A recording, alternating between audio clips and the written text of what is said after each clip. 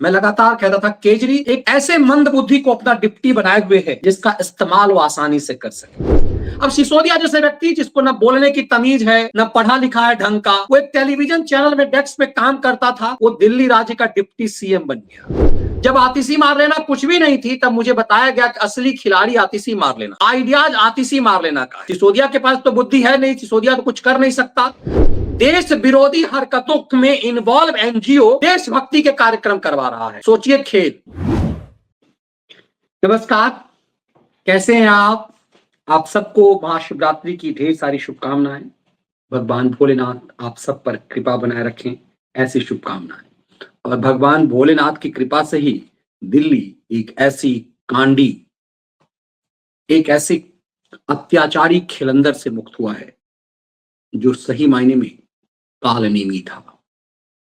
अरविंद केजरीवाल न सिर्फ दिल्ली की सत्ता से बाहर हुआ बल्कि खुद का विधानसभा चुनाव भी हार गया। इस लायक नहीं रह सका, दिल्ली की जनता ने इस लायक नहीं रखा उसे कि वो विधानसभा में फुदक सके। ना उसे ना उसके डिप्टी, जिसके कंधे पर तलवार रख करके वो भ्रष्टाचार को अंजाम दे रहा था। मैं लगातार कहता था केजरी एक ऐसे मंदबुद्धि को अपना डिप्टी बनाए हुए है जिसका इस्तेमाल वो आसानी से कर सके। जितने चालाक, जितने काबिल लोग थे केजरी गैंग में, उस सब के सब केजरी ने उसे लात मार के बाहर कर दिया या अपना स्वाभिमान कह लीजिए, अहंकार कह लीजिए, उसके वजह से बाहर हो गए। चाहे वो प्रशांत भूषण, शांति भूषण, आनंद कुमार हो या फिर कुमार विश्वास और योगेंद्र यादव हो।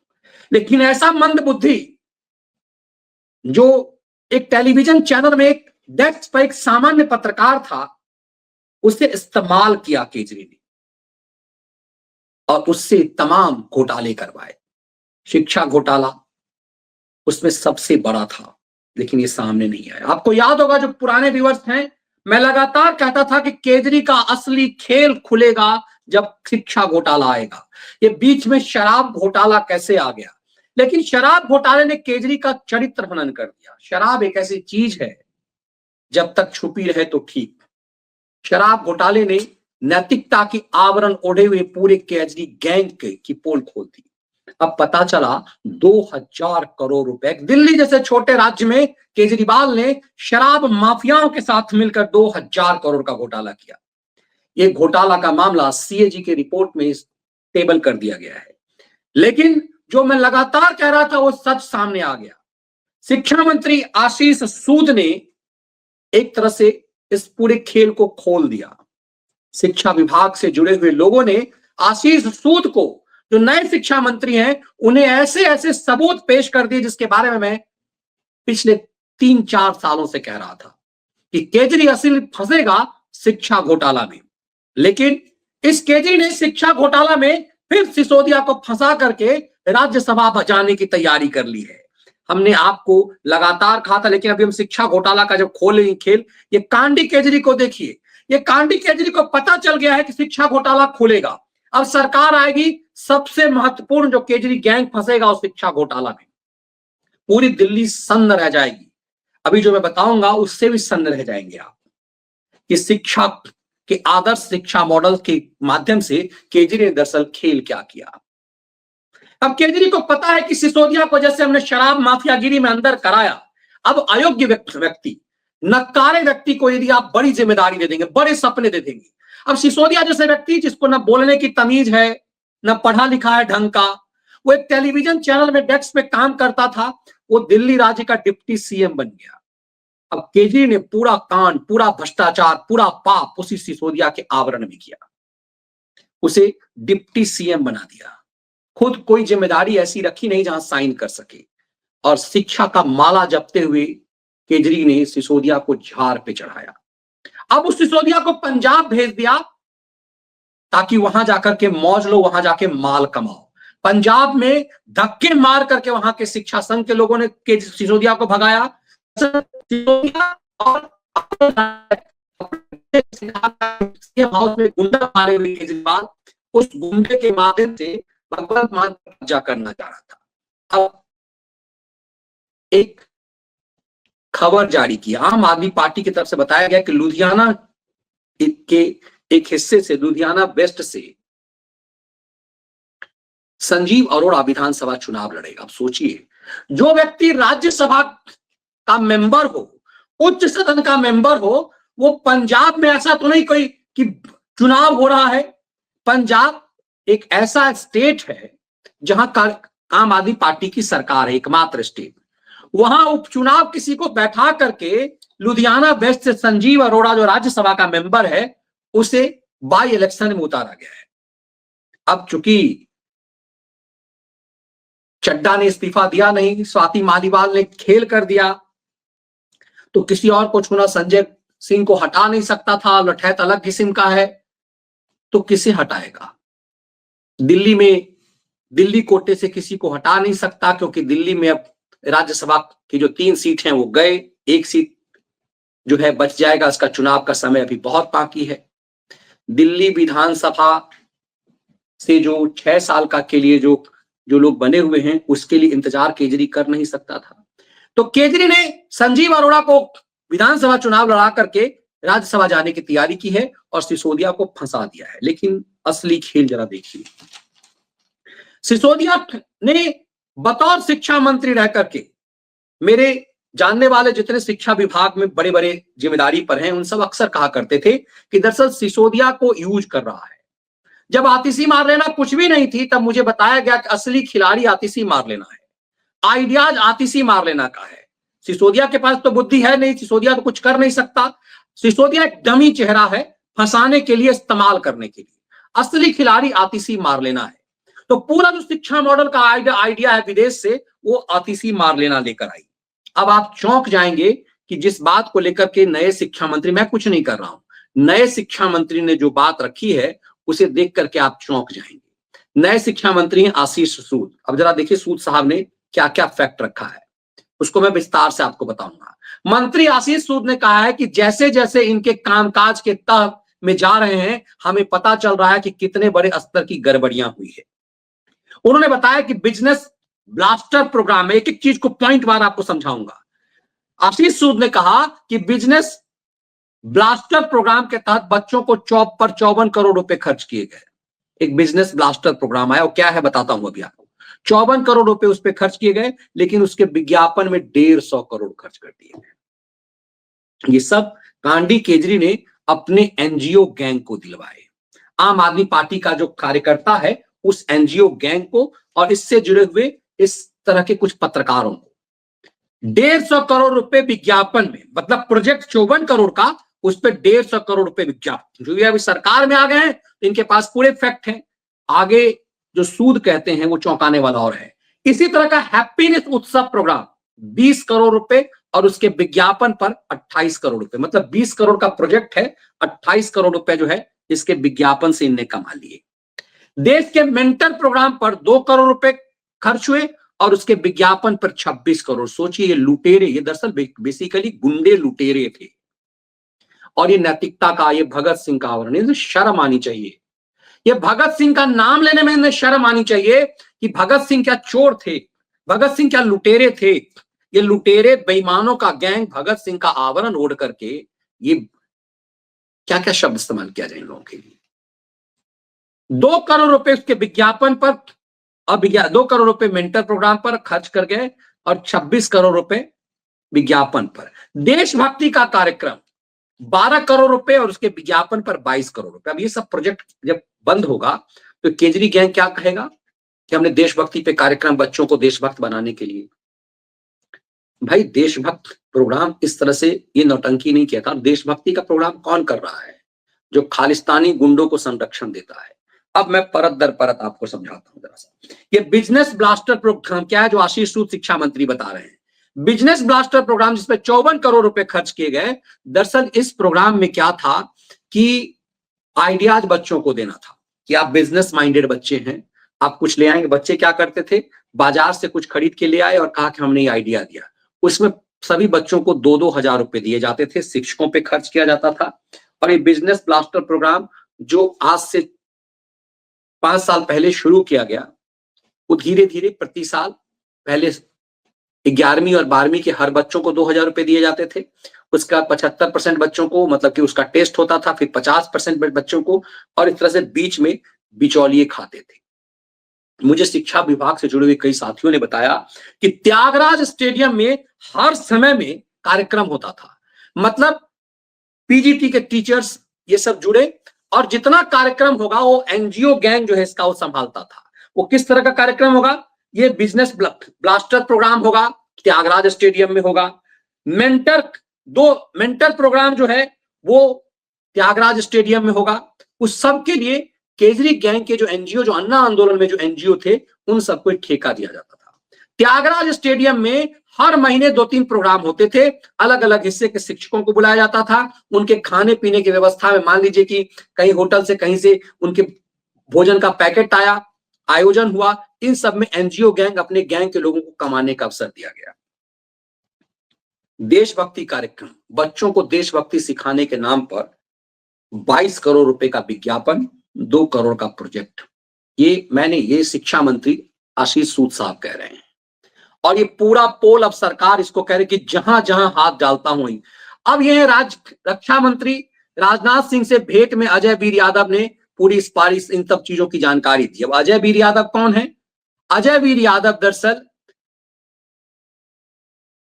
शिक्षा संघ दिल्ली राजकीय विद्यालय शिक्षक संघ के महासचिव हैं अजय वीर यादव, और अजय वीर यादव ने पूरे फैक्ट इससे पहले ही वो रक्षा मंत्री को दे चुके हैं। अब मैं जो आपको जिस दे रहा हूं, अजय वीर यादव का वो व्हाट्सएप जो पूरे चारों तरफ घूम रहा है, मेरे पास भी आया। ये अजय वीर यादव हैं, ये महासचिव जीएसटीए। अब ये क्या लिख रहे हैं? वो कह रहे हैं, जरा सोचिएगा कि शिक्षा घोटाला कांडी केजरी ने क्या क्या किया है।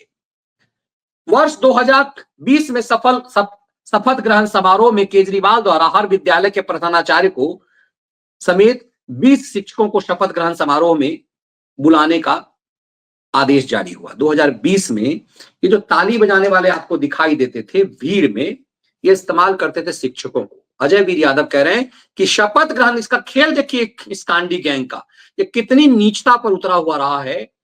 20 हर विद्यालय के प्रधानाध्यापक समेत शिक्षकों को कहा गया कि तुम रामलीला मैदान में आओगे, ताली बजाने के लिए आओगे। ये शिक्षकों से ताली बजवाने का काम करता था, जिसमें लिखा गया कि जोन और डिस्ट्रिक्ट लेवल की सूची बनाकर तैयार होगी और गेट नंबर 8 पर उनकी उपस्थिति होगी, और लगभग 25,000 शिक्षक अनिवार्य रूप से शपथ ग्रहण समारोह में आने चाहिए। दर्शक दीर्घा में बैठकर वो तालियां बजाएंगे। इस आदेश के खिलाफ जीएसटी के महासचिव अजय यादव ने पूरे दिन 3 टीवी चैनलों पर इसका विरोध किया। अंततः समाचार पत्रों में यह खबर सुर्खियां बनी, तो सरकार को मजबूरन यह आदेश 15 तारीख को अगले ही दिन वापस लेना पड़ा। यह कहना आवश्यक है कि तीसरी बार शपथ कोई मुख्यमंत्री लेता, वह कितना ताकतवर निरंकुश होता। उसके सामने शिक्षकों के सम्मान की लड़ाई, 10 वर्षों के संघर्ष की आज विजय हुई है। शिक्षक विरोधी सरकार आज विदा हुई और नई सरकार बीजेपी शिक्षक हितैषी बनकर शिक्षा का सच्चा मॉडल स्थापित करेगी। इन्हीं आशा उम्मीद के साथ नई सरकार को बधाई, ये अजय वीर यादव लिख रहे हैं। अब सोचिए आप, ये कैसा कैसा घोटाला, कैसा कैसा खेल चलता रहा है इस दिल्ली में। ये नया शिक्षा मॉडल लेकर के बताया जाता है कि मार्लेना जो है इसकी असली खिलंदर थी। तो अब इस पूरे मामले में यदि शिक्षा मंत्री कह रहे हैं कि बिजनेस ब्लास्टर प्रोग्राम, मतलब जिसकी कोई, और इसमें शिक्षकों का कहना है कि त्यागराज स्टेडियम में उन्हें बार बार बुलाया जाता था, स्कूल के बदले वहां बुलाया जाए, दोपहर के लंच की व्यवस्था करके, एक बोतल पानी की व्यवस्था करके, गर्मी में बिला वजह इसकी कोई जरूरत नहीं थी। दरअसल ये सब केजरी अपने कार्यकर्ताओं को, अपने एनजीओ गैंग को कमाई हो सके इसके लिए कर रहा था। पूरी दिल्ली को लूट का अड्डा बना दिया मुफ्त में। ये कहां, जिस आप कोई राज्य यदि कोई किसी सब्सिडी देगी, किसी चीज में छूट देगी या मुफ्त करेगी, उस राज्य की कमाई का कोई जरिया होना चाहिए। दिल्ली के पास तो कमाई का कोई जरिया नहीं है, न खेती का वैसा क्षेत्र है, किसी ढंग की कोई व्यवस्था नहीं है दिल्ली के पास। फिर दिल्ली में इस ढंग की मुफ्त कोड़ी जो बेचा गया और ये जो ड्रामेबाजी हो रही थी, क्या ये दरअसल केजरीवाल अपने कार्यकर्ताओं को रोजगार देकर के उसको अवैध कमाई करने के लिए मुंह में खून दे दिया हुआ था। और ये पूरा खेल हैप्पीनेस उत्सव से लेकर तमाम चीजें इसके एनजीओ कर रहे थे। एनजीओ जो सिसोदियाओं के मार्लिनाओं के एनजीओ थे, जिस एनजीओ के माध्यम से भारत तेरे टुकड़े होंगे का, ये मार्लिना के बाप ने क्या किया था? ये मार्लिना के बाप ने अफजल गुरु के पक्ष में नैरेटिव तय किया था, जिसको लेकर के विदुरी साहब ने मुहिम चलाया था, इसके बाप का सच बताया था। मतलब इसका एनजीओ देखिए, देश विरोधी हरकतों में इन्वॉल्व एनजीओ देशभक्ति के कार्यक्रम करवा रहा है। सोचिए खेल, दिल्ली में बच्चों को शिक्षा के लिए ये देशभक्ति शिक्षा, देश विरोधी गतिविधि में रहने वाले लोग, मतलब ऐसे ऐसे एनजीओ, ये दुनिया को पता है मार्लिना के बाप ने डॉक्टर अफजल गुरु के लिए क्या किया और ये सब कैसे कैसे एनजीओ चलाते हैं। ये मार्लिना आतिशी सिंह बन गई, बाद में आतिशी हो गई। ये केजरीवाल ने सिसोदिया के कंधे पर बैताल शुरू से इसको बनाकर रखा हुआ था कि मंदबुद्धि का एक व्यक्ति है, उसके ऊपर बैताल बनाकर कैसे व्यक्ति को रखा जाए। वरना कोई आदमी इस कदर मूर्ख हो सकता है क्या कि सीएम जो कहीं साइन नहीं करेगा, सीएम की जगह, मतलब थोड़ा सा भी पढ़ा लिखा होगा तो गलत चीज पे साइन नहीं करेगा। यदि कोई भी पढ़ा लिखा व्यक्ति होगा, गलत चीज पे क्यों साइन करेगा? ये साइन करने का काम सीएम का है। सिसोदिया एक अयोग्य व्यक्ति को जब आप बड़ी जिम्मेदारी दे देते हैं तो आप उससे कुछ भी करा सकते हैं। लेकिन अच्छी बात यह है कि देश में अब सब कुछ हो रहा है। अच्छी बात यह है कि शिक्षा घोटाला का सच अब सामने आ रहा है। सीएजी के 14 रिपोर्ट में से अभी एक ही सामने आया है, जिसमें पता चला 2000 करोड़ का शराब घोटाला। केजरी ने अपने 3 मित्रों को, 3 बिजनेसमैन को ये ठेका दिया, पूरी दिल्ली को शराब के नशे में डाल दो, चौक चौराहे हर जगह शराब बेचने की अनुमति हो, और शराब से राजस्व पाना चाह रहा था। और दूसरी तरफ केजरी को लग गया कि अब तो एक दिल्ली का मुख्यमंत्री हमेशा रहेगा। इसने शीश महल बनवा दिए, करोड़ों करोड़ रुपए उसमें लुटवा दिए। अब ये चीजें सब खुल रही है, लेकिन असली खेल खुलेगा शिक्षा घोटाले का। असली खेल खुलेगा शिक्षा के बाद स्वास्थ्य घोटाले का। ये दोनों की आड़ में इसने जो नौटंकी की वो खेल खुलेगा। लेकिन कमाल बात देखिए, इस सिसोदियाओं को जेल भेजने के लिए इसने पूरी तैयारी कर ली और खुद राज्यसभा जाना चाहता है। इसे लगता है कि राज्यसभा जाने से ये जेल जाने से बच जाएगा, लेकिन ऐसा कोई रूल नहीं है। आपके खिलाफ जब गंभीर आरोप है तो तुम सीएम थे, फिर भी तुम्हें बतौर सीएम घसीट करके जेल ले जाया गया। दिल्ली चाहती है कि इस व्यक्ति का सच आए। अभी ये पिंजरे में बंद है, कैद है। इसकी नैतिकता को देखिए। केजरीवाल भारतीय राजनीति का ऐसा नटवर लाल जिसने कहा मंत्रियों को, नेताओं को, मुख्यमंत्रियों को 2 कमरे से ज्यादा क्यों चाहिए, और इसने टाइप 6 के 2 कोठरियों को मिलाया, इतना बड़ा घर बना लिया जितना आज तक किसी भी राज्य के मुख्यमंत्री को नहीं है।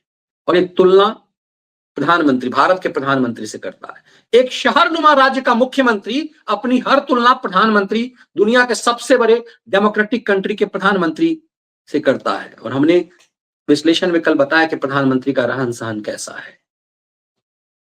वो 7 रेस कोर्स रोज को उन्होंने लोक कल्याण मार्ग नाम दे दिया, क्योंकि यहां भारत का प्रधानमंत्री रहता था। जिस घर में वो रहते हैं उसमें राजीव गांधी से लेकर के अब तक के सभी प्रधानमंत्री उसी कोठी में रहे।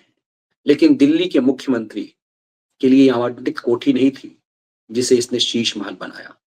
सोचिए, टॉयलेट पर इसने सोने की परत चढ़वाई।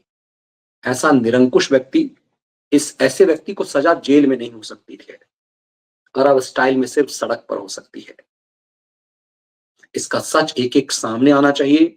कि कितनी भी नौटंकी करे, सोचिए पंजाब में एक विधायक को इस्तीफा दिलवा करके वहां उपचुनाव करवा रहा है, राज्यसभा के एक सांसद को चुनाव लड़वा रहा है, तो सबको पता है। लेकिन इसने अक्कर पक्कर कोई किसी